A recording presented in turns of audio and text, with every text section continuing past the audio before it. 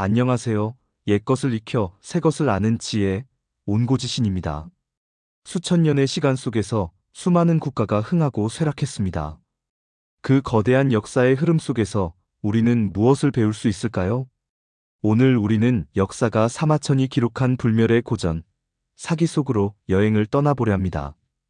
그 중에서도 약 660년간 춘추시대를 풍미했던 제나라의 장대한 서사, 제태공세가를 통해 패권의 역사를 들여다보고 시대를 초월하는 리더십의 지혜를 함께 탐구해보고자 합니다. 패권의 흥망성쇠의 사마천의 제태공세가, 역사의 거울에서 배우는 리더십의 지혜. 지금 시작합니다. 사마천의 사기는 황제의 역사인 본기, 제후국의 연대기인 세가, 그리고 위대한 개인들의 전기인 열전으로 구성되어 역사를 입체적으로 조명합니다. 오늘 우리가 살펴볼 제태공세가는 바로 이 세가 편 중 하나로 주나라 건국의 1등 공신 강태공으로부터 시작하여 마지막 군주가 신흥 세력에게 나라를 찬탈당하기까지 무려 660년에 걸친 제나라 32대의 역사를 압축적으로 담고 있습니다. 사마천은 왜 이 제나라의 역사를 기록했을까요? 그는 강태공의 지략과 제환공의 위대한 폐업을 칭송하면서도 결국 그들의 왕조가 무너지는 비극을 통해 후대의 군주들에게 어떻게 나라를 이끌어야 하는가라는 깊은 교훈을 주고자 했습니다. 즉, 제태공세가는 인재 등용의 중요성, 현명한 조언의 가치, 그리고 도덕적 해이가 한 국가를 어떻게 쇠락으로 이끄는지를 보여주는 거대한 역사의 거울인 셈입니다. 이 장대한 역사의 중심에는 4명의 위대한 인물이 있습니다. 먼저, 전설적인 창업자 강태공. 그는 주나라 건국의 설계자이자 제나라 부국 강병의 기틀을 닦은 시조입니다.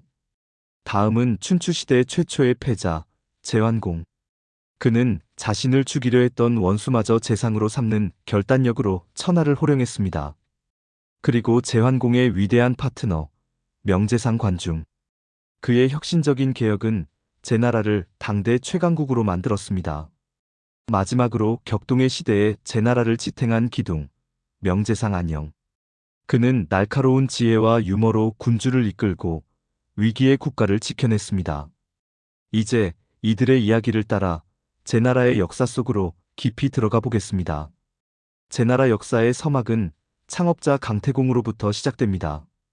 그의 본명은 강상, 명문가의 후손이었으나 그의 대에 이르러 가세가 기울어 백정, 여관주인 등을 전전하며 극심한 가난에 시달렸습니다. 오직 학문에만 몰두하는 남편을 견디지 못한 아내 마씨가 집을 나갈 정도였죠. 인생의 전환점은 위수 강가, 반계라는 곳에서 찾아옵니다. 당시 상나라 서쪽의 제후였던 서백창, 즉 훗날의 주문왕은 사냥을 떠나기 전 패왕을 보좌할 신하를 얻을 것이라는 신비한 점괘를 얻습니다. 그리고 반계에서 고든 낚싯바늘을 들이운 채 세월을 낳고 있던 한 노인을 만나게 되죠. 이는 물고기가 아닌 자신을 알아줄 군주를 기다리는 행위, 바로 반계수조였습니다. 노인의 비범함에 감명받은 주문왕은 우리 성군이신 태공께서 성인이 오시면 주나라가 흥할 것이라 하셨는데 당신이야말로 우리 태공께서 바라시던 분이십니다. 라고 외칩니다. 이로써 강상은 태공이 바라던 인물이라는 뜻의 태공망으로 불리게 됩니다.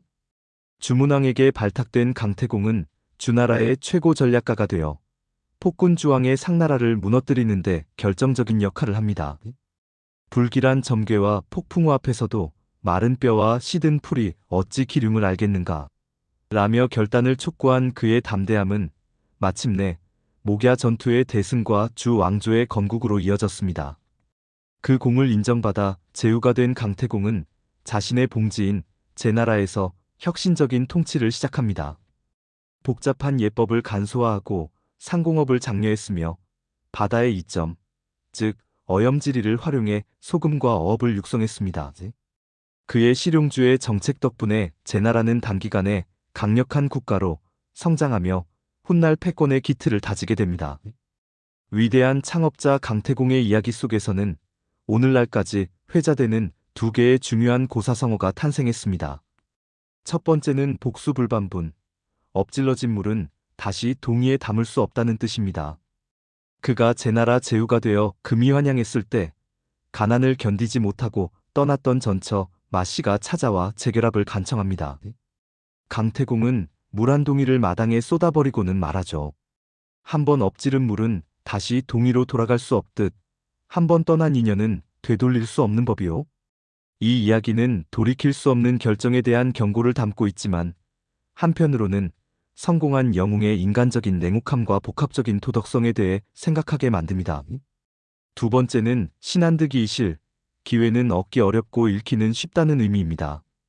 제후로 봉해진 뒤 부임지로 향하며 여유를 부리던 강태공에게 한 여관 주인이 이렇게 충고합니다. 기회가 왔을 때 이토록 편안히 잠을 자는 것은 옳지 않아 보입니다. 이 말에 큰 깨달음을 얻은 강태공은 밤새 길을 달려 반란을 조기에 진압하고 권력을 안정시킬 수 있었습니다.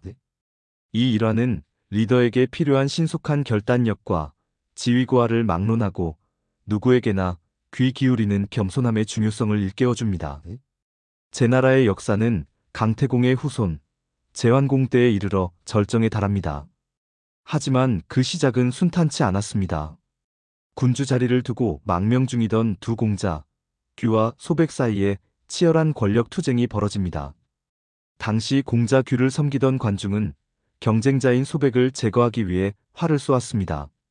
화살은 소백의 허리띠 쇄골이에 맞아 그는 목숨을 건졌지만 관중은 그가 죽었다고 생각했죠.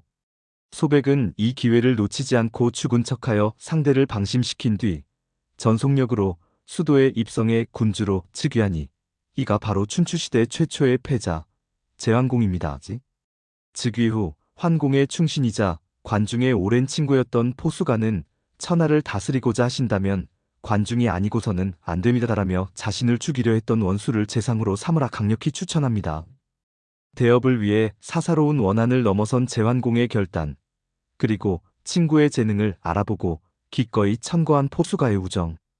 여기서 바로 서로를 깊이 이해하는 친구 관계를 뜻하는 관포지교라는 고사성어가 탄생했습니다.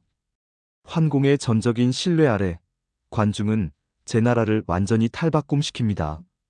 그는 존왕양이 즉 주나라 왕실을 높이고 오랑캐를 물리친다는 명분을 내세워 흩어진 제후들을 규합하고 대대적인 개혁으로 부국강병을 이루었습니다. 마침내 제환공은 9차례 제후들을 규합하여 천하를 한번 바로잡았다는 위대한 찬사를 받으며 춘추시대의 첫 번째 패자가 됩니다. 제환공의 폐업이 신의의 가치 위에서 더욱 빛났던 순간이 있습니다. 가 땅의 회맹에서 패배한 노나라 장수 조말이 비수를 들고 환공을 위협하며 영토 반환을 요구합니다. 환공은 위협에 못 이겨 약속했지만 회맹이 끝나자 약속을 어기려 했습니다. 이때 관중이 간언합니다. 비록 협박에 의한 약속이라도 이를 저버리면 천하의 신의를 잃게 됩니다. 작은 영토를 잃는 손해는 천하의 신의를 얻는 이익에 비하면 아무것도 아닙니다. 환공은 이 조언을 받아들였고 그의 신의에 감복한 제후들은 앞다투어 제나라를 따르게 되었습니다. 하지만 영광의 끝에는 비극적인 그림자가 드리워져 있었습니다. 명제상 관중이 병상에 눕자 그는 환공에게 3명의 간신, 즉 아들을 삶아 바친 요리사여가 부모를 버린 개방, 스스로 거세한 수조는 절대로 중용해서는 안 된다는 유언을 남깁니다. 인간의 도리를 저버린 자들은 언젠가 군주도 배신할 것이라는 날카로운 통찰이었죠. 그러나 관중이 죽자 환공은 외로움을 이기지 못하고 결국 그들을 다시 곁에 두었습니다. 간신들은 즉시 권력을 장악했고 병든 환공을 궁에 가둔 채 굶겨 죽였습니다. 춘추 최초의 패자는 아들들의 왕위 다툼 속에 시신이 67일간이나 방치되는 치욕적인 최후를 맞이했습니다. 위대한 조언자가 사라졌을 때 리더 스스로의 판단력이 얼마나 중요한지를 보여주는 통렬한 교훈입니다. 제나라의 역사가 후기로 접어들 무렵 또 한 명의 위대한 재상이 등장합니다. 바로 안영입니다. 그는 관중과는 다른 방식으로 격동의 시대에 제나라를 지탱한 기둥이었습니다. 최저 권신이 쿠데타를 일으켜 군주를 시해했을 때 모두가 도망치거나 가담했지만 안영은 홀로 원칙을 지키며 그의 도덕적 권위를 보여주었습니다. 또한 사치와 향락을 좋아하는 경공에게 정면 비판 대신 재치 있는 비유와 유머로 스스로 잘못을 깨닫게 하는 간언의 기술을 선보였습니다. 그의 지혜는 여러 고사성어를 통해 오늘날까지 전해집니다. 초나라의 사신으로 갔을 때 초왕이 제나라 출신 도둑을 보이며 제나라 사람은 도둑질을 잘하는가? 라며 모욕을 주었습니다. 안영은 태연하게 답합니다. 회수 남쪽의 귤은 달지만 북쪽에 옮겨 심으면 쓰고 신탱자가 됩니다. 환경이 사람을 바꾸는 법. 저 사람이 초나라에 와서 도둑이 된 것은 혹시 초나라의 풍토 때문이 아닐는지요? 여기서 환경의 중요성을 뜻하는 남귤북지가 유래했습니다. 또한 군주가 궁궐 안에서는 여인들의 남장을 허용하면서 밖에서만 금지하는 이중적인 태도를 꼬집으며 이는 양의 머리를 걸어놓고 개고기를 파는 것과 같습니다라고 간언했는데 이것이 바로 겉과 속이 다른 위선을 비판하는 양두구육의 유래입니다. 심지어 그의 마부 이야기에서도 교훈을 찾을 수 있습니다.